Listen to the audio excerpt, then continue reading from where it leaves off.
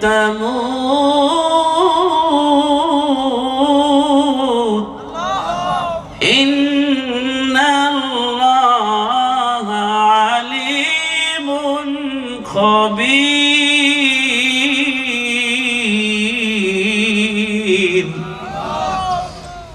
কেউ জানে না আগামীকাল সে কি উপার্জন করবে, কেউ জানে না আগামীকাল সে কোথায় গিয়ে মরে যাবে, কি হবে সেটা কেউ জানে না, একমাত্র জানেন কি আল্লাহ। আমরা এখানে যারা এসেছি এমনও লোক থাকতে পারেন যে আজকের এই রাতটি হবে তার পৃথিবীর জীবনের শেষ রাত, আগামীকালকের রাতটি হবে তার কবরের প্রথম রাত। আগামীকালকের রাতটা যদি হয় কবরের প্রথম রাত, তাহলে সেই কালকের রাতটা কেমন কাটবে কখনো কি ভেবে দেখেছেন? আমরা বাসর রাত কেমন কাটাবো সেজন্য 5 বছর আগ থেকে প্ল্যানিং করি, কিন্তু কবরের প্রথম রাতটা কেমন কাটবে সেজন্য একদিনের জন্যও কেউ প্ল্যানিং করি না। একটু ভাবিও না যে সবাই যখন সাদা কাপড়ে মুড়িয়ে রেখে আসবে, দিনের বেলা যে কবরের কাছে যেতে ভয় লাগে সেখানে রেখে আসবে, সেই রাতে আমি সেখানে কেমনে একা থাকবো। আমি একটি বই লিখেছি, কবর দেশের খবর নিয়ে যাও। এই বইটি লিখতে গিয়ে আমার অনেকবার কলম থেমে গেছে, 1 মাস 10 দিনে কোনো লেখাই কলমে আসেনি। অবাক হয়েছি, ভেবেছি মাটির মানুষের শেষ ঠিকানার কথা লিখতে গিয়ে, কবরের প্রথম রাতের কথা লিখতে গিয়ে, পৃথিবীর শেষ দিনটির স্মৃতিগুলো লিখতে গিয়ে, এবং কবরে যখন রেখে আসবে সেই স্মৃতিগুলো লিখতে গিয়ে যে আসলে মানুষ কবরে কেমনে একা থাকে, এটা কিভাবে সম্ভব। আমার অনেক ভয় লাগে কবরের সেই প্রথম রাতের কথা মনে হলে। সাথীরাই রে বাতি নাই রে, সাথী নাই ওই কবরে কেমনে রে থাকবা একা ভাই। নাই দরজা নাই জানালা, আরে নাই রে আলো বাতাস, মাটির নিচে মাটির বাড়ি নাম্বার 127। কবরে কেমনে মানুষ থাকে আপনাদের কি কারো মনে আছে? আজ থেকে 25 বছর আগে যেদিন আপনার মাকে পরম যত্নে কাঁধে করে নিয়ে চোখের পানি দিয়ে তার কাপড়ের কাপড় ভিজিয়ে বুকে জড়িয়ে কবরে রেখে এসেছিলেন, আপনাদের কি সেই স্মৃতির কথা মনে আছে? আজ থেকে 30 বছর আগে আপনার বাবাকে কাঁধে করে নিয়ে কবরে রেখে চোখের পানি দিয়ে কাপড়ের কাপড় ধুয়ে কবরে রেখে এসেছিলেন। এতটা দিন চলে গেছে, কেমন আছে, কিভাবে আছে, একদিনের খবর আপনাদের কাছে আসেনি।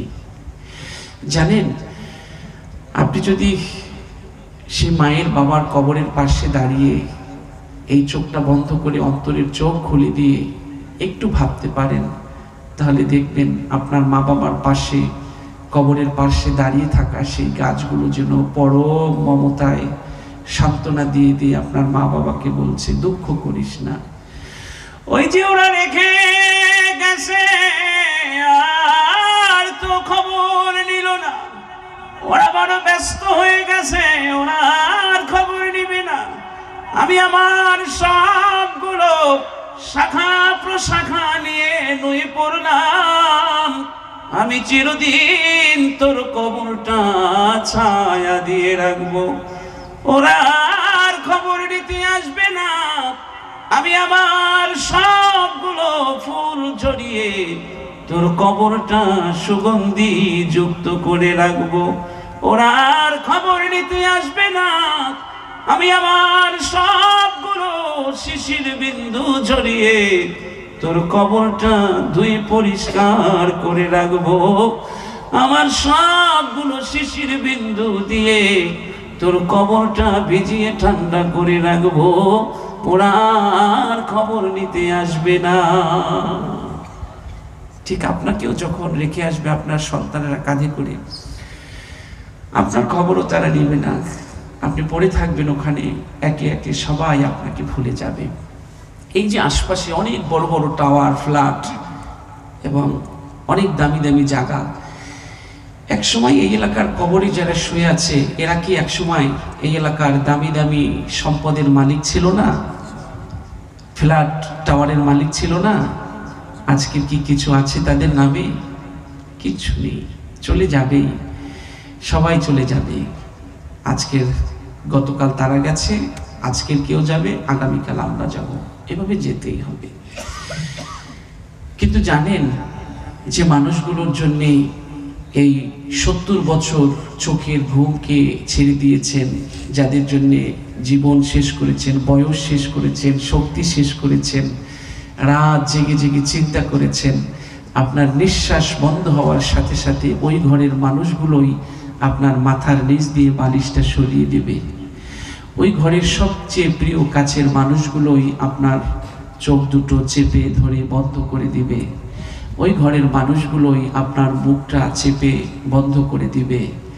ওই ঘরের মানুষগুলোই আপনাকে খুব তাড়াতাড়ি ঘর থেকে নামিয়ে বাহিরে রাখবে, দ্রুত খবর ছড়িয়ে দেবে, সবখানে সবাই ছুটে আসবে আপনার লাশটা এক পলক দেখার জন্যে।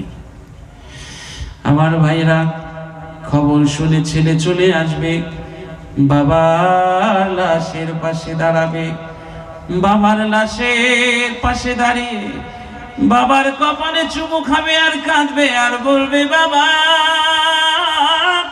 তুমি 25 বছর রোদে পড়ে বৃষ্টিতে ভিজে সমস্ত শক্তি আমাদের জন্য তুমি ব্যয় করেছো বাপ, যা কিছু পেয়েছি তোমার জন্য পেয়েছি বাবা, তুমি তো কিছু না বলে চলে যাচ্ছ নীরব হয়ে, নিথর দেহে তুমি পড়ে আছো বাবা, বলো তুমি যাবার পরে আমি আর কাকে বাবা বলে ডাকবো? বাবারে তুমি বলো, পৃথিবীর কোথায় গেলে তোমার মতো ভালোবাসা পাবো, কোথায় গেলে তোমারে পাবো বাবা? তুমি নীরব হয়ে কেন শুয়ে আছো? আমাকে কিছু একটা বলে যাও। মেয়ে খবর শুনে দৌড়ে আসবে, কাঁদবে আর বলবে, বাবা তুমি আমার অসুস্থতার খবর শুনলে আমার বাড়ি ছুটে যাইতাম, আমার সন্তানগুলোকে তুমি কোলে পিঠে করে টানতাম, আমার জন্য ডাক্তার আনতাম। ও বাবা তুমি যে নীরব হয়ে পড়ে আছো, বলো বাবা তুমি চলে যাওয়ার পরে মাটি দিয়ে তোমাকে ঢেকে আসার পরে আমার খবর শুনলে অসুস্থতার কে আমার বাড়ি দৌড়ে যাবে, কে আমার জন্য ডাক্তার আনবে? বাবা কিছুই তো বলে গেল না, তুমি যাওয়ার পরে আমাকে কে মেয়ে বলে ডাকবে? স্ত্রী এসে কাঁদবে, চোখের পানি, মুখের ভাষা চোখের পানি হয়ে ঝরবে। স্ত্রী এসে কাঁদবে আর বলবে, স্বামী যেদিন লাল শাড়ি পরে তোমার ঘরে এসেছিলাম কথা ছিল তোমার আগে যেন আমি চলে যাই, কিন্তু স্বামী তুমি তো আমার আগে চলে গেলে, বলো তুমি ছাড়া আমার এই জীবনের কি দাম আছে? তুমি ছাড়া কি মূল্য আছে? বলো স্বামী রে, তুমি ছাড়া আমার বাকি জীবন আমি কেমন করে কাটাবো? মুখের ভাষা বন্ধ হয়ে যাবে, মুখের ভাষা চোখের পানি হয়ে স্রোতের মতো বুক ভেসে যাবে। এক সময় স্ত্রীও চলে যাবে, মা পাগলের মতো ছুটে আসবে, মা কাঁদবে আর বলবে, বাবা কি হয়েছে তোর বল, কেন পড়ে আছো, কোথায় তোর ব্যথা, কি হয়েছে আমারে বল, আমারে মা কইয়া ডাক একটু বল, সব চাইতে বড় ডাক্তার এনে তোরে আমি দেখাবো, একটা বার মা বলে ডাক। যে মুখ দিয়ে আমি ভাষা শিখিয়েছি, যেই মা, ওই মায়ের সাথে একটু কথা কম, কেন চুপ করে নীরব হয়ে শুয়ে আছো বাবা? কিছু একটা বলে যা বাবা, আমার কাছে কিছু না বলে আমারে ফাঁকি দিয়ে যাসনে। মা কাঁদতে কাঁদতে এক সময় ক্লান্ত হয়ে যাবে। মা ক্লান্ত হয়ে যাওয়ার পরে লাশের পাশ থেকে মাকে সরিয়ে নেওয়া হবে। বন্ধু বান্ধব আসবে, সবাই সাদা কাপড়টা তুলে এক পলক চেহারাটা দেখে যাবে। বন্ধু, কতকাল সঙ্গ দিয়েছ, আজ দু চোখ বন্ধ করে রাখলা, একটা বার দু চোখ খুলে আমাদেরকে দেখে যাও। আত্মীয় স্বজন সবাই এসে লাশটা এক পলক শুধু দেখে যাবে, কিন্তু এই লাশটা কারো বাড়িতে নিয়ে একটা রাত পাহারা দেওয়ার জন্য কেউ রাজি হবে না। যার এই পৃথিবীতে এক মুঠো মাটির মালিকানা নাই, তাকেও কবরের মাটি প্রত্যাখ্যান করবে না। কবরের মাটি ছাড়া আর কেউ এই লাশটি গ্রহণ করবে না। এক মুঠো মাটির রেকর্ড যার নামে নাই, তাকেও কবরের মাটি বলবে না, সরে যা, তোর নামে দুনিয়ায় এক মুঠো মাটির রেকর্ড নাই, কেন আমার কাছে ঘুমাতে এসেছো? আবার যার হাজার হাজার একর সম্পত্তির মাটি আছে, মাটির মালিকানা আছে, তাকেও 3.5 হাতের বেশি জায়গা দেওয়া হবে না, ঠিক না বেটি? এই 3.5 হাত জায়গার জন্যে, এই ক্ষুদ্র একটু জীবনের জন্য এত কিছু করছি, আর পরকালের জন্য কি করছি? ভুলে গেছি সেই পরকালকে, তুচ্ছ ভাবছি। যদি তাই হয়, যদি এভাবেই প্রিয় মানুষগুলো ঘর থেকে নামিয়ে দেয়, তাহলে মনকে একটু বোঝান, মন, আমি কার জন্যে বাঁধলাম রে বাড়ি ঘর, যারে আমি আপন ভাবলাম, আরে সেই তো দেখি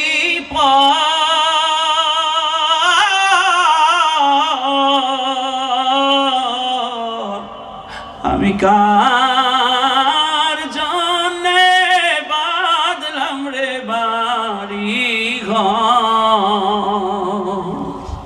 একটু বুঝান মনকে, এই ঘর যে ছাড়া লাগবে, এই বাড়ি যে ছাড়া লাগবে, এই এলাকা যে ছাড়া লাগবে, ছাড়তেই হবে। এখানে কেউ চিরদিন থাকতে পারে না, আপনিও পারবেন না, আমিও পারবো না। জার্মানির জোহান থিম তার 50 বছরের জীবনে 23,311টা কবর করেছিলেন, এবং প্রতিটি কবরে 10 মিনিট 5 মিনিট করে ঘুমিয়ে সাহসের সঞ্চয় করেছিলেন, যেন তার কবরে যখন তিনি ঘুমাতে যাবেন তার যেন ভয় না লাগে। কিন্তু কি আশ্চর্য ব্যাপার, যখন তিনি তার নিজের কবরে যাওয়ার সময় হলো, যখন মৃত্যুর বিছানায় শুয়ে পড়েছে, চিৎকার করে করে কাঁদতে লাগলো। ছেলেরা বললেন, বাবা কাঁদছো কেন? জোহান থিম বলল, বাবা 50 বছরে 23,311টা কবরে ঘুমিয়ে যে সাহসের সঞ্চয় করেছি, আমার কবরের ওই জায়গাটা একটু আগে আমাকে দেখানো হয়েছে। দেখানোর সাথে সাথে আমি আমার এই 23,311টা কবরে ঘুমানোর সমস্ত অভিজ্ঞতার কথা আমি ভুলে গেছি। আমার নিজের কবরে আমি কেমনি একা থাকবো? প্রিয় সুধী, এখন সবাই আছে, কিন্তু নিঃশ্বাস বন্ধ হয়ে গেলে কেউ আর সাথে থাকবে না। ফ্ল্যাট থেকে নামিয়ে দিবে, তারপর বাড়ি থেকে নামিয়ে দেবে, সমাজ থেকে নামিয়ে দেবে, সবাই কবরে রেখে আসবে। তো প্রতিদিন আল্লাহ তাআলা আশপাশে যা কিছু ঘটাচ্ছেন আমাদেরকে সচেতন করার জন্য ঘটাচ্ছেন। আমরা কিন্তু আপনাদের এই বাজারে দেখেছেন হয়তো বা কেউ, বাজারের এক মাথায় এসে এক বাবা দোকানদারদের জিজ্ঞেস করে, ভাই আমার ছেলের বিয়ে, আমি সবচেয়ে দামি শেরওয়ানিটা আমার ছেলেকে উপহার দিতে চাই, বলো এই বাজারের কোন দোকানে সবচেয়ে দামি শেরওয়ানি পাওয়া যায়? আর এক মাথায় আর এক বাবা এসে কান্দে আর বলে, আহারে আমার ছেলেটা আমারে ছেড়ে চলে গেছে, আমার মায়ার বাঁধন ছিঁড়ে গেছে, যেই ছেলের কোলে পিঠে করে বড় করেছি আমার ওই ছেলে চলে গেছে। তোমরা বলো এই বাজারের কোন দোকানে সব চাইতে দামি কাপড়ের কাপড় পাওয়া যায়? আমার ছেলের লাশ আমি কেমনে কাঁধে তুলবো? আমার ছেলের লাশ যে আমার কাছে বড় ভারী। আমার ছেলেকে সব চাইতে দামি কাপড়ের কাপড় পরিয়ে আমি কাঁধে তুলতে চাই। বলো এই বাজারের কোন দোকানে সব চাইতে দামি কাপড়ের কাপড় পাওয়া যায়? এক বাবা তালাশ করে বিয়ের পোশাক, আর এক বাবা তালাশ করে কাপড়ের পোশাক। এক এলাকায় দেখবেন এক ভাই নতুন বিয়ে করে আত্মীয় স্বজন দাওয়াত করে নতুন বউকে নিয়ে ঘরে তুলছে। আবার আর এক ভাই 40 বছরের সংসার ভেঙে গেছে, ভালোবাসার মানুষটির মৃত্যু হয়েছে, স্ত্রীর লাশটা ঘর থেকে কাঁধে করে নামিয়ে দিচ্ছে। একই দিনে এক ভাই তার নতুন স্ত্রীকে ঘরে তুলছে, আর এক ভাই তার স্ত্রীর লাশ কাঁধে করে ঘর থেকে নামাচ্ছে। এভাবে করে প্রতিদিন আমরা দেখছি একজন সারাদিন সুস্থ ছিল, সন্ধ্যাবেলা অসুস্থ হয়ে হাসপাতালে ভর্তি হয়ে লাশ হয়ে বাড়ি ফিরেছে।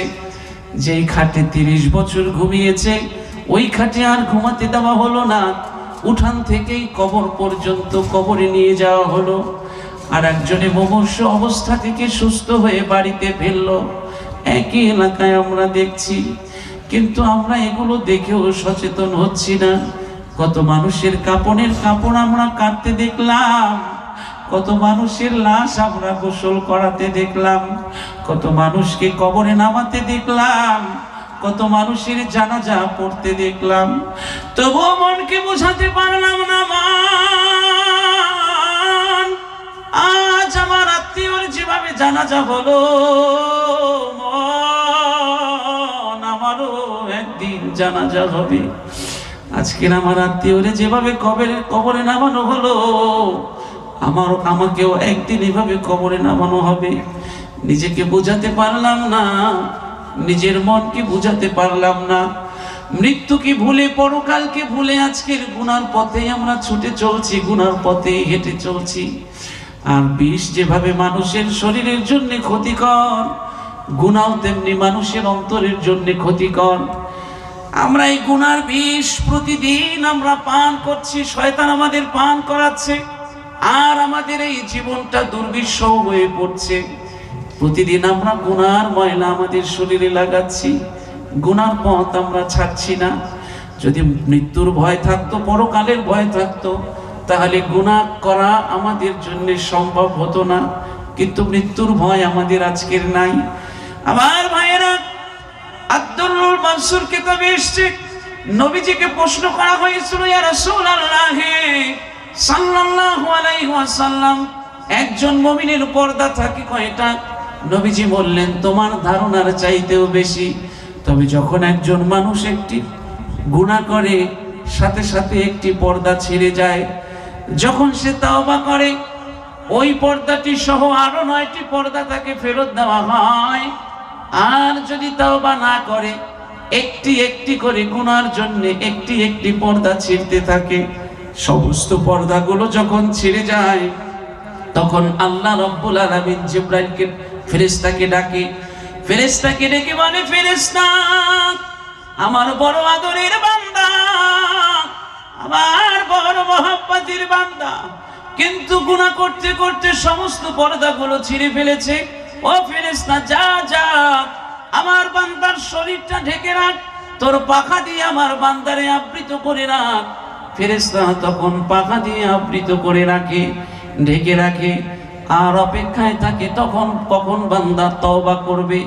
যদি তওবা করে, তাহলে তার হারানো পর্দাগুলো ফিরে পায়। আর যদি তওবা না করে, তখন আল্লাহ বলে ফেরেশতাকে, ওরে ফেলে দিয়ে চলে আয়। তখন ফেরেশতা তাকে ফেলে দিয়ে চলে যায়। ফেরেশতা যখন তাকে ফেলে দিয়ে চলে যায়, নবীজি বলেছেন, তখন তার জীবনের গুনাহগুলো মানুষের কাছে এক এক করে প্রকাশ পেতে থাকে। এমন অবস্থা হয়, এক সময় তার জীবনের সমস্ত গুনাহগুলো প্রকাশ পেয়ে যায়। আর বাইহাকি শরীফে এসেছে, নবীজি বলেছেন, আল্লাহ রাব্বুল আলামিন আরশে আজিমের খুঁটির সাথে একটি সিল মোহর ঝুলিয়ে রেখেছে। যখন কোন বান্দা একের পর এক আল্লাহর আদেশ লঙ্ঘন করে, আল্লাহর হুকুম একের পর এক লঙ্ঘন করে, শ্লীলতাহানি একের পর এক করতে থাকে, তওবা করেই না, তখন আল্লাহ রাব্বুল আলামিন ওই সিল মোহরটা বান্দার কাছে পাঠায়। ওই সিল মোহর এসে বান্দার কলবে যখন একটা সিল মেরে যায়, তখন বান্দা অনুভূতিহীন হয়ে পড়ে। তখন বান্দা আর কিছুই বুঝতে পারে না। তখন গুনাহকে নেক মনে করে করতে থাকে, আর নেককে গুনাহ মনে করে ছাড়তে থাকে।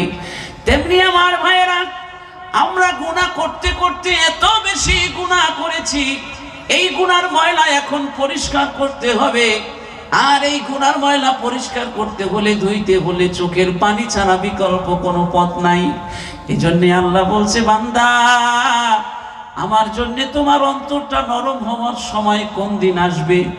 আমার জন্য একটু চোখের পানি ফেলে কাদার সময় তোমার কবে আসবে? আলাম ইয়ানি লিল্লাযিনা আমানু আন তাখশা কুলুবুহুম লিযিকরিল্লাহি ওয়া মা নাযালা মিনাল হাক্কি ওয়া লা ইয়াকুনু কাল্লাযীনা উতুল কিতাব। আল্লাহু আকবার। আল্লাহ বলছে, বান্দা শোনো, যারা ঈমান এনেছো, হে যারা ঈমান এনেছো আমার জন্য, এবং আমি যে কিতাব নাজিল করেছি তার জন্য তোমার অন্তর বিগলিত হওয়ার সময় কখন আসবে? খবরদার তাদের মতো হয়ে যেও না। ইতিপূর্বে যাদেরকে কিতাব দিয়েছিলাম, অতঃপর বহুকাল তাদের উপর থেকে অতিক্রান্ত হলো, কিন্তু তাদের অন্তর শক্ত হয়ে গেল, সত্য ত্যাগ করলো, তাদের মতো তোমরা হয়ে যেও না। বান্দারে, তোমার অন্তরটা পাথরের চাইতে শক্ত কেমনে হলো? সুম্মা কাসাত কুলুবুকুম মিন বা'দি যালিকা ফাহিয়া কাল হিজারাতি আও আশাদ্দু কাসওয়া ওয়া ইন্না মিনাল হিজারাতি লামা ইয়াতাফাজ্জারু মিনহুল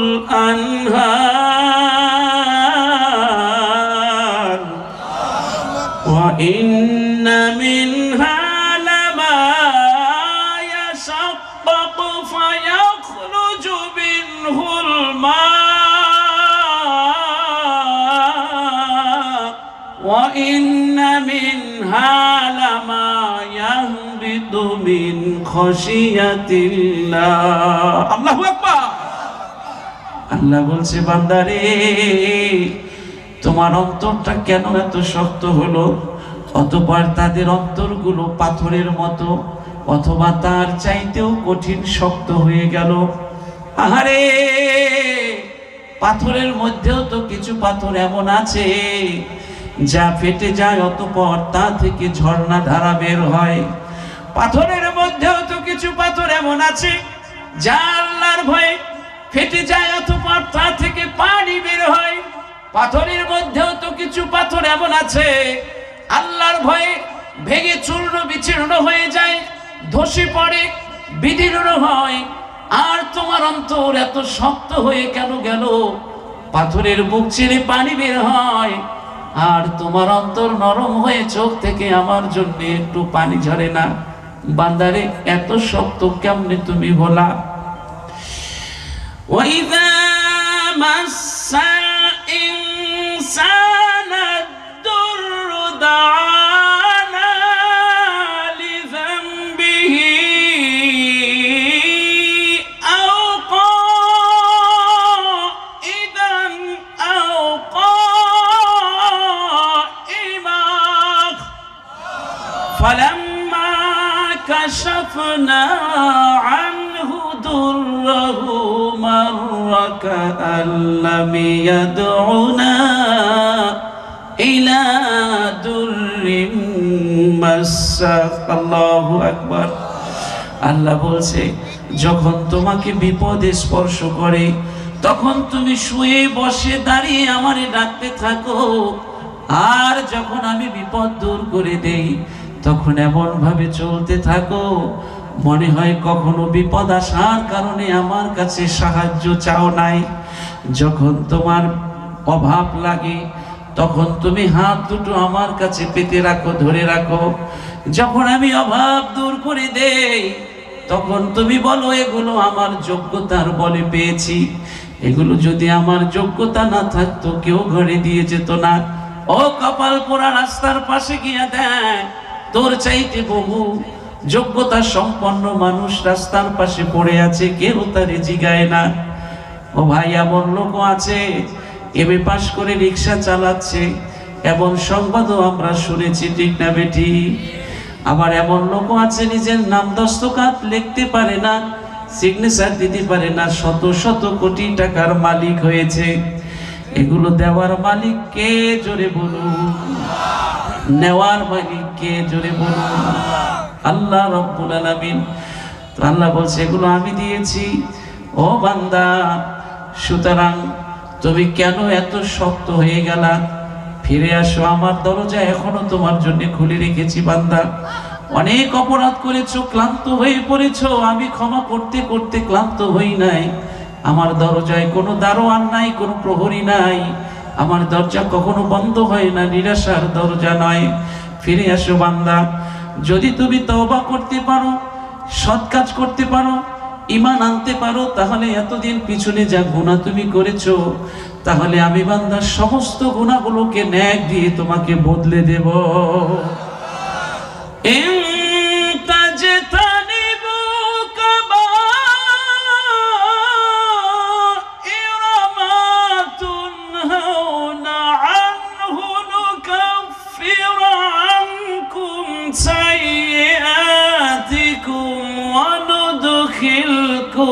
মুদখালান কারীমা। যে সমস্ত মহাপাপ থেকে তোমাদেরকে ফিরে থাকতে বলা হয়েছে, এগুলো থেকে যদি ফিরে থাকতে পারো তাহলে ইতিপূর্বে যা কিছু করেছো সবগুলো আমি মুছে দিয়ে এমন একটা সম্মানের জায়গায় তোমাকে বসাবো যেখান থেকে আর তোমাকে কেউ নামাতে পারবে না। তাই আসুন মৃত্যুকে আমরা স্মরণ করি, ন্যাক আমরা অর্জন করি, আমরা পরকালের জন্য কিছু সঞ্চয় করি, আর আমরা সবাই মনে করি এই দিনটি শেষ দিন, আগামীকালকের দিনটি আর নাও পেতে পারি, সুতরাং যতটুকু করার আজকেই করে নেই। আল্লাহ সেই তৌফিক আমাদের সকলকে দান করুক, বলুন আমিন। গভীর রাত হয়ে গেছে, আমি আপনাদেরকে মোনাজাত করবো আপনাদেরকে নিয়ে। মোনাজাতের আগে যে কথাটি বলবো 2 মিনিটে, অনেক যুবক ভাইরা এসছেন, যুবক ভাইদেরকে বলবো যার মা বেঁচে আছে, বাবা বেঁচে আছে, কখনো মা বাবাকে কষ্ট দিবেন না, কারণ এই পৃথিবীতে সবচেয়ে বেশি কষ্ট করেছে আপনার জন্য আপনার মা। আমার ভাইয়েরা, যার মা বাবা বেঁচে আছে, এক ফোঁটা চোখের পানি দিয়ে যদি মা বাবার পায়ের পাতা ভিজিয়ে রাখতে পারেন, মা বাবা ইন্তেকালের পরে যদি এক ফোঁটা চোখের পানি দিয়ে মা বাবার কবরটা ভিজিয়ে রাখতে পারেন, তাহলে কিয়ামত পর্যন্ত আল্লাহ রাব্বুল আলামিন করুণার শিশির দিয়ে আপনার কলিজাটা ভিজিয়ে ঠান্ডা করে রাখবে। আর যদি মা বাবাকে কষ্ট দিয়ে রাজপ্রাসাদ আপনি গড়েন, ওই রাজপ্রাসাদের সমস্ত সুখ শান্তি মায়ের দীর্ঘশ্বাসে পুড়ে কয়লা হয়ে যাবে। মাকে কষ্ট দিবেন না, কখনো বাবাকে কষ্ট দিবেন না। আমার ভাইয়েরা, পৃথিবীর মানুষ 45 ইউনিটের বেশি ব্যথা সহ্য করতে পারে না, কিন্তু মা দুঃখিনী যখন সন্তান প্রসব করে তখন 57+ ইউনিট ব্যথা সহ্য করে।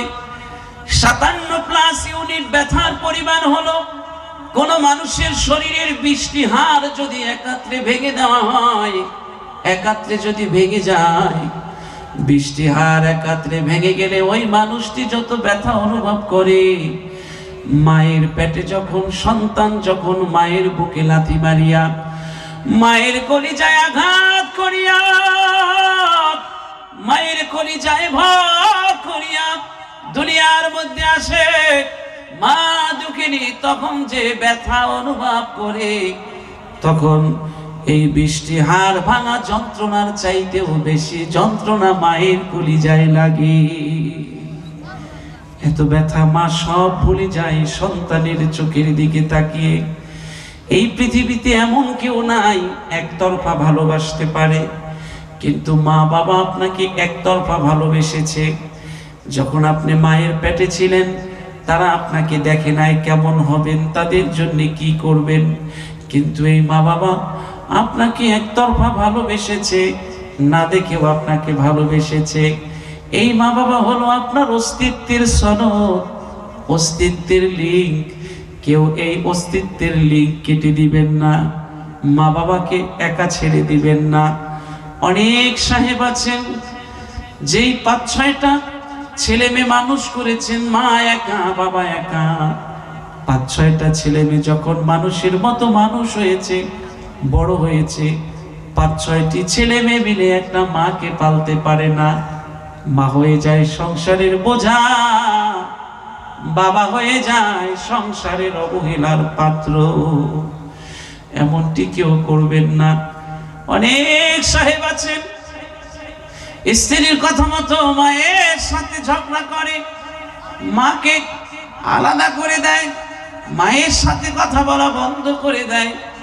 অনেক সাহেব আছেন মাকে মারেন, অথচ এই মা আপনার জন্য কত কষ্ট করেছেন, মায়ের কলিজায় আপনার জন্য কত দরদ। দেখুন, কোন মা যদি সন্তান প্রসবের সময় অসুস্থ হয়ে যায়, আর যদি এমন হয় মাকে বাঁচাতে গেলে সন্তান বাঁচানো যাবে না, সন্তানকে বাঁচাতে গেলে মাকে বাঁচানো যাবে না, তখন চিকিৎসক পরামর্শ করে আগে কারে বাঁচানোর চেষ্টা করব, আগে কি মাকে বাঁচানোর চেষ্টা করব না সন্তানের জন্য আগে চেষ্টা করব। শাশুড়ি এসে বলে, ডাক্তার আগে গাছ বাঁচান, গাছ বাঁচলে বহু ফল হবে। স্বামী এসে বলে, ডাক্তার আগে মাকে বাঁচান, মা বাঁচলে রে বহু সন্তান পাওয়া যাবে। এবার চিকিৎসক যখন মাকে বাঁচানোর সিদ্ধান্ত নিয়ে অপারেশন থিয়েটারে যায়, তখন মা দুঃখিনী ডাক্তারকে ডেকে বলে, ডাক্তার ওরা বুঝবে কি, ওরা তো 10 মাস 10 দিন পেটে বোঝাবই নয়, আমি 10 মাস 10 দিন ওরে পেটে নিয়ে বেরিয়েছি, আমি খাবার খেতে বসলে লাথি মেরেছি, খাবার রেখে উঠে গেছি, ঘুমাতে পারিনি, বসতে পারিনি, দাঁড়াতে পারিনি, হাঁটতে পারিনি, কষ্টের পর কষ্ট করেছি গো ডাক্তার। আমি এই পৃথিবীর আলো বাতাস দেখেছি, এই পৃথিবীর স্বাদ গন্ধ আমি অনুভব করেছি, কিন্তু আমার খোকা আজ পর্যন্ত পৃথিবী দেখে নাই, পৃথিবীর স্বাদ গন্ধ অনুভব করে নাই। এজন্য আমার বাকি হায়াত আমি আমার সন্তানের দান করে দিয়ে যেতে চাই। প্রয়োজন হলে আমারে মারো, প্রয়োজন হলে আমাকে মারো, তবু আমার সন্তান যেন নাই মরে যায়। আমার জীবন প্রদীপ জ্বালিয়ে নিভিয়ে আমার সন্তানের জীবন প্রদীপ আমি জ্বালিয়ে দিতে চাই। প্রয়োজন হলে আমারে মারো, তবু আমার সন্তান যেন নাহি মরে যায়। এই হলো মা। কিন্তু অনেক সাহেব আছেন এই মাকে সুখের দিনে ভুলে যান, মাকে বাবাকে ভুলে যান। এমনটি কেউ করবেন না, মা বাবাকে কখনো কষ্ট দিবেন না। সবচেয়ে অনেক বড় একজন সাহিত্যিক ম্যাক্সিম গোর্কি একটি ঘটনা লিখেছে তার একটি বইতে। আমি 2 মিনিটে ঘটনাটি বলে দিচ্ছি। ঘটনাটি হলো, ম্যাক্সিম গোর্কি এভাবে লিখেছে যে একটি ছেলে একটি মেয়েকে অনেক বেশি ভালোবাসতো। তো মেয়েটিকে যখন ছেলেটি গিয়ে বিয়ের প্রস্তাব দিল, তখন মেয়েটি বলল, দেখো আমাকে যে সবচেয়ে বেশি ভালোবাসে তার সাথে আমি বিয়ে বসবো। মেয়েটি বলল, দেখো আমি তোমাকে সবচেয়ে বেশি ভালোবাসি। বললেন, প্রমাণ দিতে হবে। কি প্রমাণ? তোমার মায়ের কলিজা এনে যদি আমাকে দিতে পারো তাহলে বুঝবো যে তুমি আমাকে সবচেয়ে পৃথিবীতে বেশি ভালোবাসো। ম্যাক্সিম গোর্কি ঘটনাটি এভাবে লিখেছে। অনেক চেষ্টা করলো মেয়েটিকে বোঝানোর জন্য, কিন্তু মেয়েটি কোনোভাবেই বুঝতে চাচ্ছে না। কিন্তু ছেলেটি মেয়ের প্রেমে এতটাই বিভোর, এতটাই পাগল পাড়া হয়েছে, মেয়েকে ছাড়া আর তার চলে না। অনেক করে বোঝাতে ব্যর্থ হয়ে সিদ্ধান্ত নিল যে মায়ের কলিজা দিয়ে হলেও মেয়েটাকে আমার পাওয়া চাই। মেক্সিম গোর্কি ঘটনাটি এভাবে লিখেছে, মা দক্ষিণে অমাবস্যার রাতে দরজার পাশে অপেক্ষা করে আমার ছেলে কখন ফিরে আসবে। গভীর রাত, মা বলে ছেলে ডাক দিল, দরজা খুলে মা ছেলেকে বুকে জড়িয়ে নিল। কিন্তু ছেলে যে নিষ্ঠুর পাষাণ, মায়ের কলিজা নেওয়ার জন্য আজরাইল হয়ে এসেছে, মা তো এখনো বুঝতে পারিনি। মা যখন ছেলেকে জড়িয়ে বুকে নেয়, এই ছেলে বারবার মায়ের বুকের উপরে ছুরি মেরে মাকে নিঃশ্বাস বন্ধ করে যখন রক্তগুলো ঝরিয়ে ফেলে, মা ধীরে ধীরে মাটিতে লুটিয়ে পড়ে। এবার মায়ের কলিজা নিয়ে ওই ছেলে মেয়েকে দেওয়ার জন্যে অনেক জোরে দৌড় শুরু করেছে। দৌড়াতে দৌড়াতে মাঝপথে যখন পৌঁছে গেল, প্রচন্ড ঝড় শুরু হয়েছে, বৃষ্টি বন্যা শুরু হয়েছে। এই ঝড় বর্ষায় আছাড় খেয়ে ছেলেটি পড়ে গেছে। ছেলেটির হাত থেকে মায়ের কলিজাটা ছিটকে পড়ে গেছে। ছেলেটি ব্যথা পেয়ে বুকে হাত দিয়ে ও মা বলে একটা চিৎকার মেরেছে। ও মা বলে যখন ছেলেটি চিৎকার মেরেছে, তখন মায়ের সেই কলিজার থেকে আওয়াজ ভেসে এসেছে, খোকা তুই পড়ে গেছো, ব্যথা পাসনি তো বা। মায়ের কলিজা নিয়ে যায়, তবু মায়ের কলিজা থেকে আওয়াজ হয়, খোকা তুই পড়ে গেছো, ব্যথা পাসনি তো বা। এই হলো মা, এত দরদ যে মায়ের কলিজায়। আপনি বলুন কেমন করে সেই মাকে আপনি আঘাত দিবেন, ব্যথা দিবেন? কিন্তু এই সমাজ বড় নিষ্ঠুর, এই সমাজ বড় নির্মম। আমার জীবনের বাস্তব একটি ঘটনা 2 মিনিটে বলেই মোনাজাতে হাত তুলবো আপনাদের নিয়ে। অন্তরটা একটু নরম করে দিন। গভীর রাত, কষ্ট হচ্ছে বুঝতে পারছি। আমার গভীর রাতে একজন সচিব আমাকে একটি ফোন দিয়েছিল। এই ফোনের যন্ত্রণা দূর করার জন্য মাকে নিয়ে 500 পৃষ্ঠা লিখেছি। বাংলাদেশের জাতীয় পত্রিকাগুলো আমার এই লেখা ছেপেছে। একটি বইও করেছি আমি, প্রায় 150 পৃষ্ঠা দিয়ে, ইসলামে মায়ের প্রতি ভালোবাসা। এই বইটি লিখেছি মাত্র একটি টেলিফোন পেয়ে। কি ছিল একটি টেলিফোনের, যার বিষাক্ততা এখনো আমার জীবন থেকে দূর হয় নাই। আমি আপনাদেরকে বলে দিচ্ছি, গভীর রাত, অপরিচিত একটি নাম্বার থেকে ফোন রিসিভ করে কান্নার আওয়াজ ছাড়া কিছুই শুনতে পাচ্ছি না। আমি বললাম, কে হে আপনি? কেনই বা ফোন দিয়েছেন এত রাতে? কেনই বা কাঁদছেন? অপর প্রান্ত থেকে কিছুই বলতে পারছে না, শুধু চোখের পানির জোয়ার বয়ে যায়, শুধু চোখের পানি ছেড়ে ছেড়ে কাঁদে। কাঁদতে কাঁদতে ভাঙা ভাঙা কণ্ঠে বলল অপর প্রান্ত থেকে সচিব, আজাদি ভাই, আপনি আমাকে চিনবেন না, আমি আপনাকে চিনি। আজাদি ভাই, কিছুদিন আগে আপনি ঢাকার খিলগাঁও একটি ওয়াজ করেছিলেন। ওই ওয়াজের মধ্যে আমি আপনার একজন শ্রোতা ছিলাম। ওখানে বসে আপনি মা বাবার প্রতি সন্তানের কর্তব্যের কথা আপনি বলেছিলেন। ওই ওয়াজে বসে আমার 10 বছর আগে মা বাবাকে গ্রামের বাড়ি ফেলে রেখে এসেছি। ওই মায়ের কথা মনে পড়েছে, বাবার কথা মনে পড়ে গেছে রে আজাদি ভাই। 10 বছরে মায়ের খবর নেই নাই, বাবার খবর নেই নাই। আমার মা কত চিঠি আমার কাছে লিখেছে। আমার মায়ের সব চিঠিগুলো 10 বছরের আমি জমা করে রেখেছি।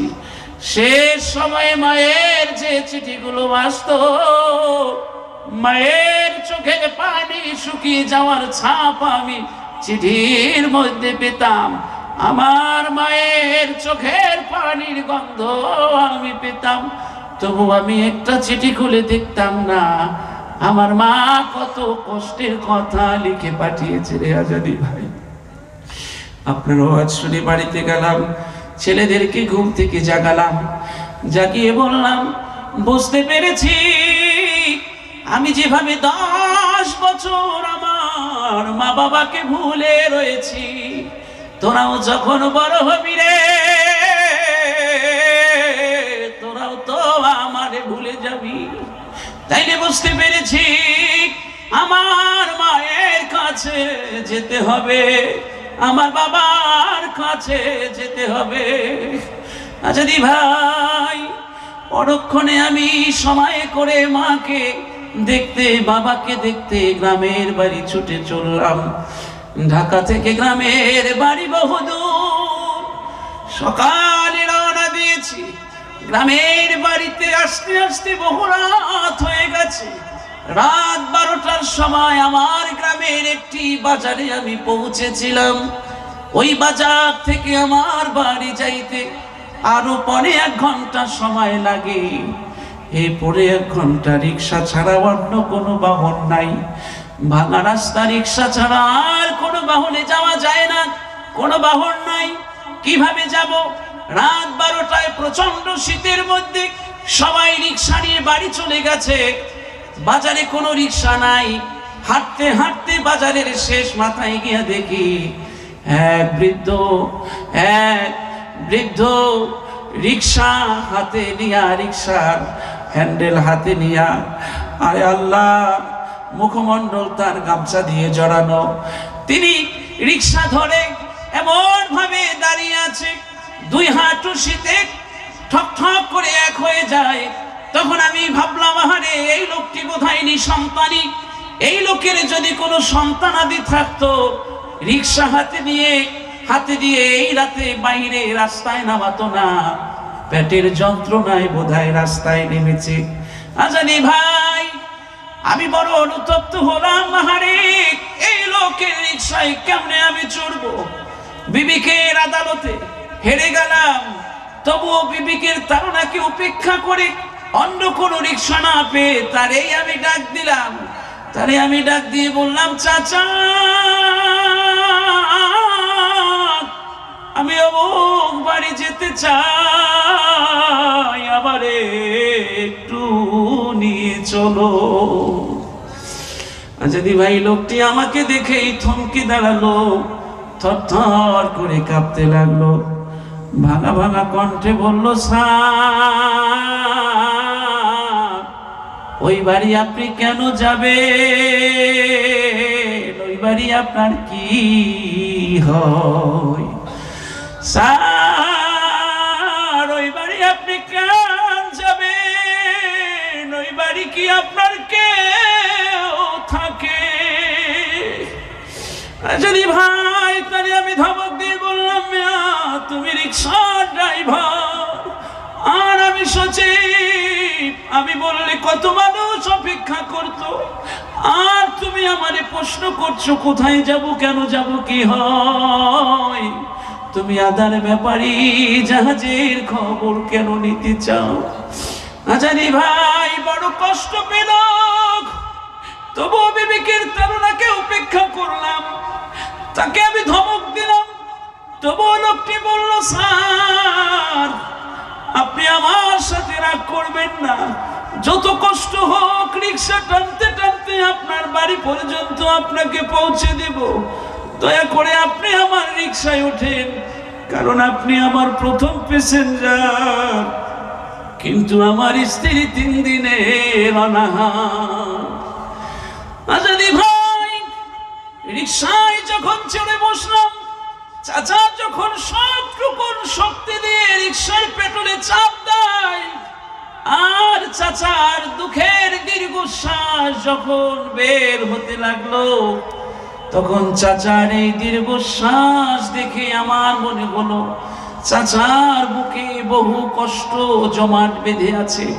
আহারে, চাচার এই কষ্ট যদি কোনো পাহাড়ের উপরে গিয়া লাগে, চাচার এই কষ্টের দীর্ঘশ্বাসে মনে হয় পাহাড়ও ভেঙে দুই ভাগ হয়ে যাবে।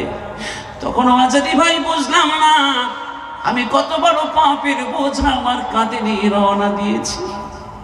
মাঝ পথে যাওয়ার পরে রিকশার পেট্রোল বন্ধ হয়ে গেছে, আর চাচা এই রিকশায় পেট্রোল দিতে পারে না। তার দেখে তখন আমি বললাম, চাচা কেমন করে আমি বাকি পথ হেঁটে যাব? তোমারে দেখেই তো বুঝতে পেরেছিলাম এই লম্বা পথ তুমি রিকশায় পেট্রোল দিতে পারবা না। কেন তুমি রিকশা বন্ধ করে দিয়েছো বলো? এবার চাচা বলল, স্যার 10 বছরের একটা পুরাতন ব্যথা আমার বুকের মধ্যে এমন ভাবে মোচড় মেরেছে, ওই ব্যথার যন্ত্রণায় আমার রিকশার পেট্রোল বন্ধ হয়ে গেছে। স্যার এই ব্যথার যন্ত্রণা অনেক বেশি, স্যার বুঝবেন না। আমার কাছে ব্যথার ওষুধ আছে চাচা, পানি আছে, খাও ভালো হয়ে যাবে। স্যার কত ওষুধ খেলাম কিন্তু আমার বুকের ব্যথা দুনিয়ার ওষুধে কেন যেন ভালো হয় না। স্যার কি ব্যথা হয়েছে বলো চাচা, শুনতে চাই। স্যার আমার জীবনের 4টি অঙ্ক আজকের মিলে গেছে। আমার স্ত্রীর জীবনের 2টো অঙ্ক আর আমার জীবনের 2টো অঙ্ক মিলে গেছে স্যার, এজন্যে বুকে ব্যথা উঠেছে। কি অঙ্ক চাচা বলো, শুনতে চাই। স্যার আমার স্ত্রীর জীবনের 2টো অঙ্ক হলো, আমার একটা ছেলে ছিল, ছোটবেলা অসুস্থ হয়েছিল, 3 দিন পর্যন্ত আমার স্ত্রী ভাত খায় না। আমি 3য় দিন রাতের বেলা আমি গিয়ে দেখি ঘরে আমার স্ত্রী আমার ছেলেটাকে তাহাজ্জুদের নামাজের মধ্যে নামাজ শেষ করে মুনাজাতের মধ্যে এভাবে তুলে ধরে কাঁদে আর বলে, আল্লাহ আমার ছেলে 3 দিন পর্যন্ত ভাত খায় না, তুমি বলো আমি কেমন করে মা হয়ে ভাত খাই। স্যার ওই দিন আমার স্ত্রীকে যেমনি কাঁদতে দেখেছি, 2 দিন আমি সবচেয়ে বেশি কাঁদতে দেখেছি। একদিন হলো ওই দিন, আর একদিন হলো আজ যখন সকালবেলা রিক্সা নিয়ে বাড়ি থেকে বের হই, আমার স্ত্রী রিক্সা ধরিয়ে ধরে কাঁদতে লাগলো। আমি বললাম, কেন কাঁদো? চোখের পানি তো কোনো দুনিয়ায় কোনো কিছু দিয়ে মুছা যায় না, কপালের লেখো, কেন কাঁদো? আমার স্ত্রী বলল, স্যার স্বামী রে 3 দিনের অনাহার যা ছিল একটু একটু করে তোমাকে দিয়েছি, আজকে সকাল থেকে ক্ষুধার যন্ত্রণা বড় তীব্র হয়েছে, এজন্য ছেলেটার কথা সকাল থেকে কেন যেন বারবার আমার মনে পড়ছে। স্বামী রে ওই দিন আমি কাঁদতাম আমার ছেলে কেন ভাত খায় না, আর আজকে আমি কান্দি সেই ছেলে আমারে কেন ভাত দেয় না। স্বামী রে তুমি তো বাবা, তুমি বুঝবা কি? সন্তান ভাত না খাইলেও মা কান্দে, আর সন্তান বড় হয়ে ভাত না দিলেও মা কান্দে।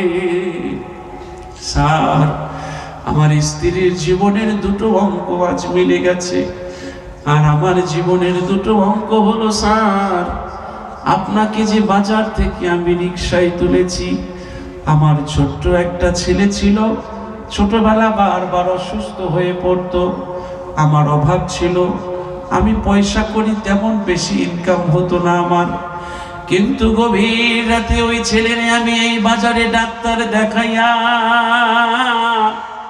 ওরে আমি গভীর রাতে 12টা-1টার সময় আমার বুকে জড়াইয়া এই পথ দিয়ে আমি অন্ধকারে হেঁটে হেঁটে ওরে আমি বাড়ি নিয়ে যাইতাম। ওই দিন আমার ছেলের বাড়ি নিয়ে যাইতাম আমার বুকে জড়াইয়া, ভাগ্য করে সেই ছেলের আজ আমি বাড়ি নিয়ে যাচ্ছি আমার রিকশায় চড়াইয়া। আমার যে সন্তানকে সচিব বানাতে চোখের পানি সব শুকিয়ে গেছে, সেই ছেলে হয়েছে আমার রিকশার প্যাসেঞ্জার, আর ভাগ্য আমাকে বানিয়েছে সেই রিকশার ড্রাইভার। এবার গামছা খুলে দিয়ে, চোখ মুখ বের করে দিয়ে, মুখমণ্ডল বের করে দিয়ে বলল, বাবা দেখ দেখ দেখ এই লোকটা রেছে না যাই কিনা। এবার সচিব পা জড়িয়ে ধরে কাঁদতে লাগলো, বাবা তুমি কেন রিকশা চালাও? বাবা বলল, বাবা 10 বছর হয়ে গেছে, খবর নিলা না, কত চিঠি লিখলাম, জবাব দিলা না রে বাবা। আগে দিনের বেলা রিকশা চালাইতাম, মানুষ বড় লজ্জা দেয়, তোমার ছেলে এত বড় অফিসার, দিনের বেলা কেন তুমি রিকশা চালাও? এজন্য বাবা এখন আর দিনে রিকশা চালাই না, রাতের বেলা রিকশা চালাই, যেন তোমার সম্মান নষ্ট হয়ে না যায়। জানো বাবা জানো, তুমি বড় দেরি করে ফেলেছো, এমন রাত খুব কমই গেছে এই 10 বছরে। এই রাতের বেলা রিকশা নিয়ে এই বাজারে তোমার জন্য অপেক্ষা না করে বাড়ি গেছি, এমন রাত খুব কমই গেছে। চলো বাবা চলো, তুমি আমার আজকের প্রথম প্যাসেঞ্জার, কিন্তু তোমারই মা 3 দিনের অনাহার। বড় দেরি করে ফেলেছো বাবা, চলো বাড়ি চলো। সচিব বাড়িতে গেল, মাকে পেল, বাবাকে পেল, আবারে ফোন দিয়ে বলল, আজাদি ভাই তোমার একটি ওয়াজ আমার মায়ের কাছে আমার এনে দিয়েছে, কিন্তু যেই মা আমাকে বুকে রেখেছে, বাবা বুকে রেখেছে, আসার সময় বাবাকে দেখতে বাবার রিকশায় চড়ে আসতে হয়েছে। আজাদি ভাই তুমি বলে দিও তোমার শ্রোতাদেরকে, মারে যেন কেউ কষ্ট না দেয়, বাবাকে যেন কেউ কষ্ট না দেয়, কারণ মা বাবাকে কষ্ট দিলে সেই বোঝা এত ভারী হয়, মা বাবার অভিশাপের বোঝা কোনো সন্তান বহন করতে পারে না। এজন্য গভীর রাতে আপনাদেরকেও আমি আজকের বলে যাই, মা যার বেঁচে আছে, বাবা যার বেঁচে আছে, মায়ের পা ধরে বাবার পা ধরে ক্ষমা চেয়ে নেবেন, শেষ দোয়াটা মা বাবার নেবেন, মা বাবার খেদমত করবেন। এরা হলো জান্নাত, এই জান্নাতকে রাস্তায় ফেলে দিবেন না। মা বাবার প্রতি খেদমত করে যত্নশীল হয়ে সকলকে জান্নাতি বান্দা হিসেবে আল্লাহ কবুল করে নিউক। সকলে বলুন আমিন। আমার ভাইয়েরা, গভীর রাত হয়ে গেছে, অনেক কষ্ট দিয়ে ফেলেছি আপনাদেরকে। আপনারা যাবার সময় জানি আমাকে মন্দ বলতে বলতে যাবেন, আমি আপনাদেরই এক ভাই, আমি আপনাদের কারো বন্ধু। আমি মূলত এখন মিডিয়া কেন্দ্রিক কাজগুলোকে একটু বেশি করি, কারণ আমি সপ্তাহে 2 দিন আমেরিকার একটি পত্রিকাতে লিখি, লন্ডনের একটি পত্রিকাতে লিখি, এগুলো নিয়ে অনেক ব্যস্ততার মধ্যে কাটে। তো আগামীতে মাহফিলের সংখ্যা আরো কমিয়ে দেওয়ার চেষ্টা করছি। তো যাই হোক, তো এই দেখা হলো প্রথমবার, আপনাদের কাছে আসলাম, আপনারা আমার জন্য দোয়া করবেন। আর আপনারা আমার লেখা 3টি বই আছে, আপনারা যাওয়ার সময় নিয়ে যাবেন। একটি হলো কবর দেশের খবর নিয়ে যাও, আরেকটি হলো ইসলামে মায়ের প্রতি ভালোবাসা, আরেকটি হলো জীবন বদলের চাবিকাঠি। এই 3টি বই অসাধারণ, আপনারা চোখের পানি ধরে রাখতে পারবেন না ইসলামে মায়ের প্রতি ভালোবাসা এই বইটি পড়লে। কবর দেশের খবর নিয়ে যাও বইটি পড়লে চোখ ভিজে যাবে, আপনাদের ভিতর ঠান্ডা হবে। আর এই বইটি এমন করে সাজানো হয়েছে, প্রায় 63টি বিষয়ে গুণের চর্চার কথা বলা হয়েছে, যে এই গুণগুলো চর্চা করে মানবতার সবচেয়ে নিচের মানুষগুলো 1500 বছর আগে সভ্যতার সবচেয়ে সেরা মানুষ হয়েছিল, সেই গুণগুলো বলা হয়েছে। প্রতিটি বিষয় নিয়ে এক একদিন পরিবারের সদস্যদের নিয়ে ঘরে বসে তালিম করার মতো একটি বই নিয়ে যাবেন। 100 টাকা করে একটি বইয়ের হাদিয়া। আইনের মৃত্যু হয়, বইয়ের কখনো মৃত্যু হয় না। বই কখনো মানুষকে ঠকায় না, বই ভিতরের জগৎকে সমৃদ্ধ করে। কিছু কিছু বই আছে যা মানুষের সারা জীবনের বন্ধু হয়ে যায়। আমার কিছু বই আছে যে বিদেশে যখনই আমি যাই আমার ব্রিফকেসে একটা বই থাকবেই। তো বই এমন জিনিস যা মানুষের জ্ঞানের চোখ খুলে দেয়। মানুষের ভিতরকে সজাগ করে, জাগায়। একটি করে বই নিয়ে যাবেন, মাত্র 100 টাকা হাদিয়া। এই বইয়ের লভ্যাংশ দিয়ে আমার অনেকগুলো দিনী প্রতিষ্ঠান আছে, সেই দিনী প্রতিষ্ঠানগুলো চলে। একটি বই নিলে আমার এই প্রতিষ্ঠানগুলোকে সহযোগিতা করা হবে। অনেক সুন্দর করে লিখেছি। যারা বাংলাদেশ প্রতিদিন আমার লেখা পড়েন, আপনারা দেখেছেন যে আমি পাঠককে কখনো ঠকানোর চেষ্টা করি না, ভিতর থেকে পাঠকের অন্তরের কথা বলে থাকি কলম দিয়ে, সেভাবে করে লিখেছি। আপনারা যাওয়ার সময় নিয়ে যাবেন একটি করে বই। আর আমি মুসাফির, আপনাদের কাছে একটু এই মাদ্রাসাটার জন্যে, মাদ্রাসাটার সময়টা প্রথমে দারুল হিকমা মডেল মাদ্রাসা মাহফিলের জন্যে, তো অনেক খরচ হয়েছে এই প্রতিষ্ঠান, এই প্রোগ্রামটি করতে গিয়ে। তো অনেক খরচ আপনারা বহন করেছেন। কর্তৃপক্ষ যদি ঋণ হয়ে যায় তাহলে আসলে এই প্রোগ্রামগুলো আগামীতে আর করতে তারা সাহস পাবে না। এই জন্যে আমি একবার কালেকশন হয়ে গেছে, এটা আসলে খুব বেমানান হবে, তারপরেও খুব সন্তোষজনক হয়নি। প্রথম থেকেই মাহফিলের টাইমিংটা মেনটেন করতে পারেননি, সে কারণে যথাযথ সময় যথাযথ